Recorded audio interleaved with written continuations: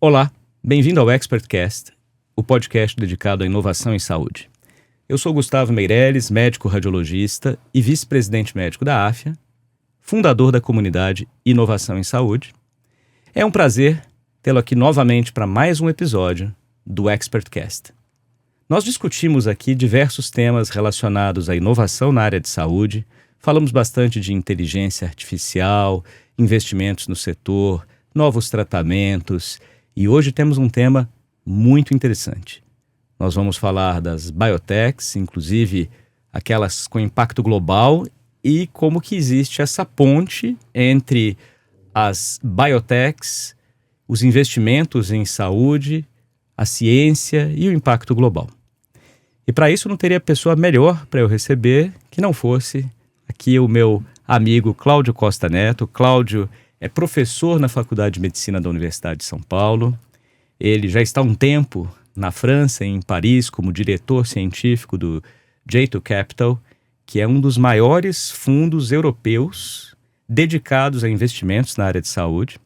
E o Cláudio também é um investidor em biotecnologia com uma experiência internacional muito relevante no desenvolvimento de empresas depois adquiridas pelas gigantes farmacêuticas. Grande prazer ter você aqui, Cláudio. Prazer todo meu, Gustavo. Um prazer estar aqui com você, um prazer participar desse podcast, ExpertCast fabuloso, que eu já assisti tantos episódios. Muito bom. A gente se encontrou recentemente aqui, semana de AFIA Summit, conversamos bastante sobre o tema biotech. Você contou um pouco do que tem feito na França, das suas novas iniciativas. Antes da gente chegar nesse ponto, eu queria começar por uma visão abrangente do setor de biotechs. Acho que talvez muitas pessoas não conheçam tão bem esse setor e seria legal explicar, né, para os nossos espectadores e ouvintes as peculiaridades do setor e o que o torna mais ou menos atraente para gestoras de venture capital e por que ele é tão peculiar. Olha, a biotech ela tem tem várias características diferenciais, né? Elas são empresas que têm um ciclo de desenvolvimento naturalmente mais complexo, né? Começou com bio, né, que é biologia. A gente sabe que não tem nada linear, não tem nada tão previsível. Então, mesmo com todos os avanços, com todas as tecnologias que nós estamos tendo acesso agora, né? O ciclo de desenvolvimento das biotechs, que desenvolve novas moléculas ou novas terapias celulares, terapias gênicas, novos anticorpos, elas têm naturalmente um ciclo que exige muito conhecimento, profunda participação das pessoas envolvidas dentro da empresa, do board, dos investidores que têm que ser altamente qualificados. E como precisa de um tempo maior de maturação até se atingir provas de conceito significativas, que obviamente vão levar aos saltos de valorização, né, aos pontos de inflexão, é difícil imaginar investidores não qualificados investindo em biotechs, né? Então isso é uma coisa que na Europa e nos Estados Unidos acontece, mas normalmente são investidores que possuem essas qualificações dentro da própria casa. E um outro aspecto interessante é que exatamente por ela tratar de ciclos de desenvolvimento longos, mas com grande impacto na nossa vida, né, com novos terapêuticos, elas proporcionam saltos de valorização gigantesco quando uma prova de conceito é atingida. Então é interessante notar que essas empresas, elas muitas vezes ganham imenso valor antes de se ter qualquer tipo de produto ou não estão faturando, não tem receita, e no entanto essas provas de conceito atingidas, elas aumentam também a expectativa do potencial que aquele produto vai ter ainda alguns anos depois. E de maneira proporcional acontece uma valorização dessas empresas e dos ativos dessas empresas. Então é um mundo fascinante, mas é um mundo que requer bastante conhecimento e uma integração dentro de casa, em todos os players envolvidos ali no desenvolvimento dessas empresas.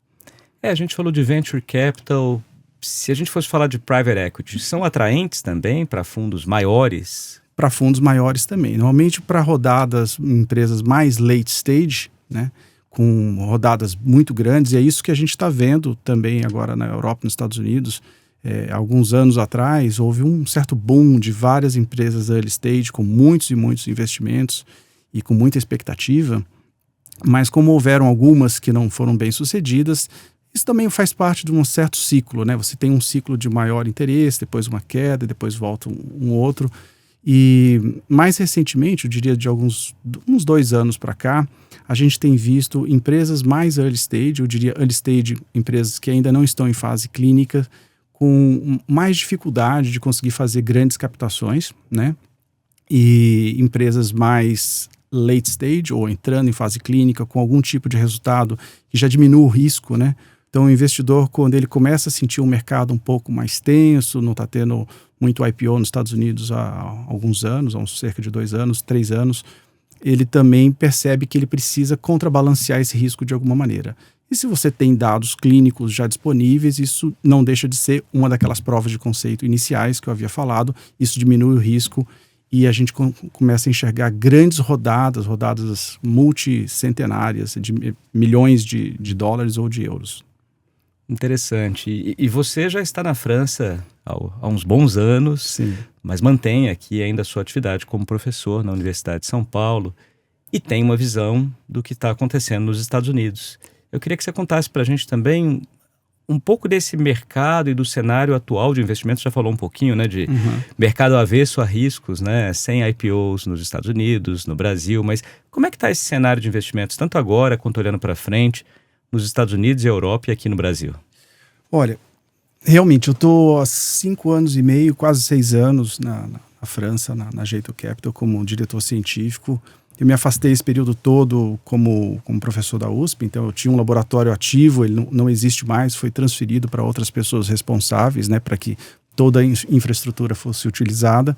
E agora, bem recentemente, né, eu reativei como um professor associado aqui na Faculdade de Medicina em São Paulo, onde eu estou tendo algumas atividades que devem começar em breve, bem ligadas à parte de inovação médica. Eu espero que seja uma atividade, e tenho certeza que será uma atividade bastante interessante. Com relação ao investimento na Europa e nos Estados Unidos, como eu havia falado, há alguns anos, né, a janela de IPO, que a gente fala que é a maneira das empresas, quando estão chegando nessas fases mais avançadas e precisam de grandes aportes de capital, deles conseguirem esse aporte. Meio que os investidores estão meio arredios com relação a isso. Então, você precisa ter um capital privado para dar suporte a isso. E o capital privado que vai entrar numa empresa mais early stage ou que está quase entrando em fase clínica, ele sabe que se a janela de IPO não abrir, ele precisa garantir que essa empresa vai ter dinheiro daqui a 1 ano e meio, 2 anos ou 2 anos e meio, porque senão o dinheiro dele vai ser perdido também. Então ele não pode contar com a sorte. Então a gente tem visto mais e mais empresas que, na hora de fazer a captação, elas buscam fundos que têm condições de lá na frente dar suporte novamente a essa empresa com um novo ciclo de investimento, buscando investidores cada vez mais qualificados. E quando eu digo qualificados, são investidores que têm dentro de casa, né, in-house, esse conhecimento científico, conhecimento médico profundo, porque não é só o capital, né, o capital mais conhecimento. E trazendo esse nome, essas empresas sabem que lá na frente também vai facilitar a atração de novos investidores, porque eles sabem que o investimento ele foi de-risked, né, ele foi teve um risco diminuído, porque esse fundo de investimento qualificado certamente fez uma diligência bem aprofundada. Então, esses são cenários mais ou menos parecidos que a gente tem visto na Europa e Estados Unidos com relação a esse perfil.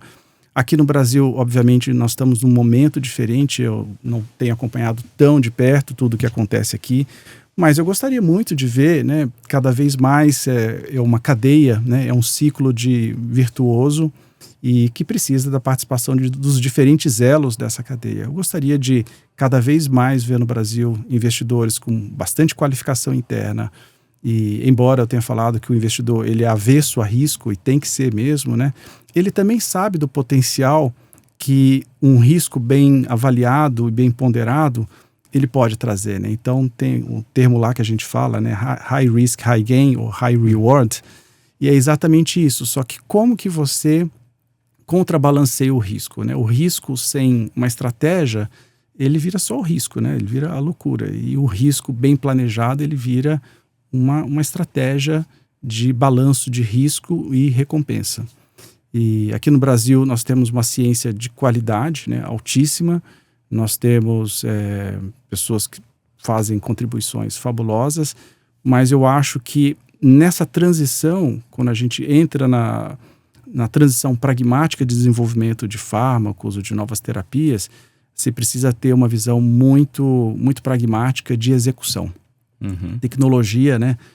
Sempre que eu dou palestra, eu falo assim, é igual jornal, né? O jornal antigamente, né? Tem muito valor de manhã, de tarde, de noite, já perde um pouco de valor, e no outro dia dá despesa, que você tem que mandar o jornal embora. Verdade. Então, uma boa molécula, promissora molécula, se ela não for desenvolvida no timing correto, ela não só perde valor, mas o dinheiro, depois ela vira uma despesa, porque você tem que liquidar a empresa. Né? Então, a execução é uma peça fundamental. Você estava falando especificamente do Brasil, né? Até porque você trabalhou muitos anos no Brasil, depois foi para a França, você conseguiu olhar os dois mercados. Obviamente que algumas coisas mudaram no Brasil. Sim. Ao longo desse período que você teve fora, mas pelo menos na época, né, antes da sua ida para a França, para a J2 Capital, o que você achava que, falou assim, puxa, seria tão legal se tivesse isso aqui no Brasil? O que falta para as biotechs se desenvolverem mais aqui? É estrutura regulatória, é investimento, são cabeças pensantes, é um mix de tudo? Olha, é um pouco de tudo, e eu acho que o aspecto regulatório certamente é um fator muito importante, né? A gente teve recentemente uma alteração, uma mudança muito favorável na questão dos ensaios clínicos, então eu acho que isso vai dar um gás no sistema todo, e é um pouco daquele efeito borboleta, sabe? Não tem nenhuma peça, nenhum elo dessa corrente que se ela trouxer um resultado positivo, não afete as outras. Eu sempre falo assim, que no Brasil a gente precisa ter um campeão, né? Um campeão, uma empresa de sucesso, assim, sabe? Existem inúmeros pesquisadores que têm capacidade, têm moléculas interessantes ou produtos interessantes e que muitas vezes não estão atentos a isso. A universidade ainda não alavancou alguns aspectos mais burocráticos, né? Mas eu tenho certeza que o momento que a gente tiver um caso de grande sucesso e depois acontecer um segundo caso de sucesso, isso vai alavancar o interesse no setor, inclusive dos investidores brasileiros, em investirem em fundos de investimentos dedicados à área de saúde, à área de biotechs, né, que é, como eu falei, é uma área desafiadora, mas também é uma área de alto retorno, né? E nada melhor, de novo, né, para o investidor que tem é um pouco arredio e tem que ser a risco, né, do que ele ver que existem sim caminhos para o sucesso e começar então a ganhar essa qualificação que na verdade é entender as estratégias, que tipo de pessoas e quais as qualificações que ele tem que trazer para dentro desse barco para poder diminuir o risco e alavancar a execução de empresas como essa, que são empresas que não têm, na grande maioria das vezes, não tem um impacto local, né? São empresas que têm um impacto global, né? Então, uma empresa que descobriu uma nova molécula, vamos falar de um tema que está bem na moda, né? Obesidade, por exemplo, qualquer empresa que descobriu uma molécula com uma boa estratégia, uma boa qualidade de caracterização, desenvolvimento, ela vai ter relevância e vai ser procurada ou para parceria ou aquisição por empresas globais, né? Então, o valor é um valor global. Aí eu fico pensando assim, muita gente com vontade de empreender acabou indo no setor de saúde, né? Acabou indo para as health techs, né? Muito saúde digital, inteligência artificial e bem menos, né, dessas pessoas acabam indo para as biotechs. Sim. Que tem um papel aqui, pelo que você está contando, fundamental, inclusive, para a indústria farmacêutica, né? Porque uma parte elas devem fazer dentro de casa, mas obviamente elas não têm braço e nem inteligência interna ali para conseguir abranger tudo aqui da saúde, né? Tem muita gente boa fora também das grandes farmas. Como é que é essa conexão depois entre biotech, indústria farmacêutica? Valeria a pena hoje abrir e falar assim, poxa, eu vou começar uma biotech aqui no Brasil? Olha, eu acho que valer a pena sempre vale, né? Mas o importante é pensar assim, né? E enquanto a gente pensa, tudo é barato e fácil, né? E mais rápido, dá menos risco, né? O difícil é executar. O difícil é executar. Então, eu sempre falo que, e é claro, isso é uma brincadeira, mas ela tem um lado de verdade também e ela serve para ajudar a gente a refletir, né? E eu sou um pesquisador de formação também, né? Eu também sou apaixonado pela pesquisa que eu fazia, dos meus artigos científicos. Então, o pesquisador ele tem uma tendência a se apaixonar pelaquilo que ele faz. E é assim que tem que ser, né? A paixão, ela leva a gente a percorrer grandes caminhos, mas ela também cega. Então, quando a gente está apaixonado pelo produto, a gente corre o risco de desenvolver muito uma molécula ou um peptídeo e fazer 1000 caracterizações, entender todas as vias que ele está envolvido. Mas no final das contas, não é exatamente isso que uma biotech precisa. Ela precisa de coisas mais pragmáticas, né? O risco que se corre com isso, eu sempre brinco, é o risco de você ter uma droga, né? um fármaco, e ficar procurando uma doença depois. Então você sabe, você tem um fármaco em mãos, sabe como ele funciona, sabe todas as características, e depois você fica procurando onde será que isso pode funcionar.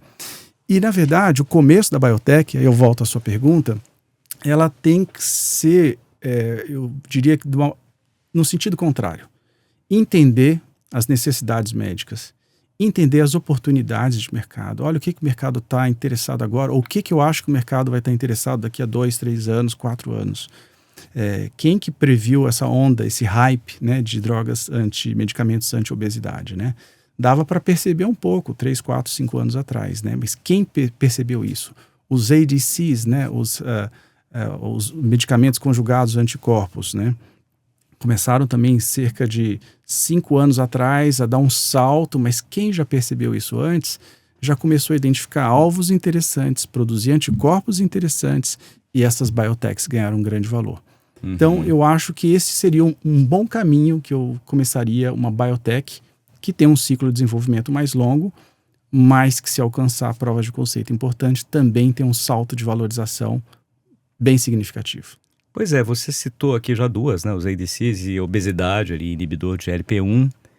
Além desses dois, até para a gente fechar aqui nossa primeira metade do episódio, quais são as outras tendências, oportunidades que você enxerga aqui como indicações clínicas, modalidades terapêuticas? Vamos pensar assim, puxa, se eu fosse montar uma biotech hoje, eu iria para esse lado. O que seria interessante? Né? A gente não tem bola de cristal, mas onde que você está enxergando? Eu só não vou falar, porque senão você vai roubar a minha ideia. Isso é verdade. Sabe o que dizem também? Que ideia hoje tem, é o que você falou, né? Ideia tem pouco valor, né? O mais difícil é executar a ideia, mais difícil é executar. Porque a ideia é o GPT, você pedir, ele me dá umas ideias de biotech, ele te manda um monte. Um monte de ideias, né? Mas se a ideia for boa, né? Tem que juntar força com as pessoas certas e executar. Bem, fora brincadeiras, eu acho que a população, de modo geral, está envelhecendo, né? E, ao mesmo tempo, a expectativa de vida está aumentando. E o que a gente fala o que se falava muito em longevidade, né? E nós acabamos de ver até, inclusive, no AFIA Summit, uma palestra sobre isso.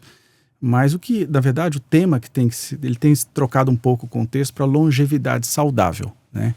Então, não é só quanto vai se viver, mas como vai se viver melhor, né? E, naturalmente, ao envelhecer, ou com a população envelhecendo, aumenta o número de casos de doenças crônicas. Então, doenças crônicas de vários tipos, cardiovasculares, obesidade é uma delas, né? Elas estão todas intrincadas, né? Muito ligadas umas às outras, e eu acho que é uma área que eu acho que é muito interessante. E uma das razões que eu acho isso também é que, com o avanço das tecnologias, a gente tem que pensar, a gente estava falando de IA, né? Capacidade de análise de grande quantidade de dados. Se a gente pensar que a capacidade de análise de grande quantidade de dados, ela está avançando junto com a produção de grande quantidade de dados, com qualidades diferentes. Eu posso dar um exemplo aqui dos que a gente fala dos ômicos, né? Dos omics. Então, proteômica, metabolômica, transcriptômica, todo esse volume gigantesco de dados, ele precisa ser integrado. E à medida que muitos desses dados podem vir a ser biomarcadores. À medida que essa quantidade gigantesca de dados conseguir ser analisada, interpretada, integrada, não só de maneira a direcionar um melhor tratamento para um paciente, mas até de maneira preditiva ao que fazer antes da doença vir, eu acho que isso tem muito a ver com doenças crônicas, né? Como eu citei, que são multifatoriais, têm origem pleiotrópica. eu acho que isso aí vai ser um grande boom. E aí tem espaço para todo mundo. Tem espaço desde para a parte mais tecnológica, que vai integrar os dados, e para as empresas que vão ajudar com esse diagnóstico, que eu costumo dizer que não é o diagnóstico de 1 ou 2 biomarcadores, não é um interruptor de acende e apaga a luz, é uma digital molecular que vai acender um teto de LED de luzes, dizendo esse é o padrão desse paciente nesse momento, ou dessa pessoa nesse momento. Muito interessante. E para as moléculas depois. Então tem uma gama de oportunidades aí. Acho que casa com vários temas que a gente verá ainda aqui no ExpertCast, como medicina de precisão, e o que você acabou de trazer, longevitalidade, foi o nome dado por um outro amigo, o Álvaro Avezum, que estará aqui no próximo episódio falando desse tema. Ah, então, que ótimo. A gente assistiu ao Alexandre Kalash também falando ali sobre longevidade, mas não adianta viver mais, né? Viver mais e melhor. Sim. E vai muito na linha disso que você está trazendo agora. E certamente precisaremos de muitos desenvolvimentos em biotech para suportar essa população que envelhece, mas precisa envelhecer de forma saudável, né? Exatamente. Cláudio, foi um prazer. A gente já teve uma excelente conversa aqui, uma abertura sobre biotechs, também a sua trajetória conjugando Faculdade de Medicina da Universidade de São Paulo, você voltando agora para São Paulo, capital, e trabalhando mais e mais com inovação. Então, vai depois voltar aqui para contar um pouco mais do que tem feito. Mas na segunda metade a gente vai continuar a conversa sobre biotechs, impacto global, e aí nessa junção de ciência com inteligência artificial e outras inovações. Excelente, um grande prazer. Em breve, então, a gente volta com Cláudio Costa Neto. E para você que está nos assistindo, se gostou desse episódio, não deixe de seguir o ExpertCast na sua plataforma preferida de áudio ou vídeo. Nos dê 5 estrelas, envie seus comentários, compartilhe com amigos nas suas mídias sociais. É assim que nós ajudamos a disseminar informação de alta qualidade na área de saúde com inovação.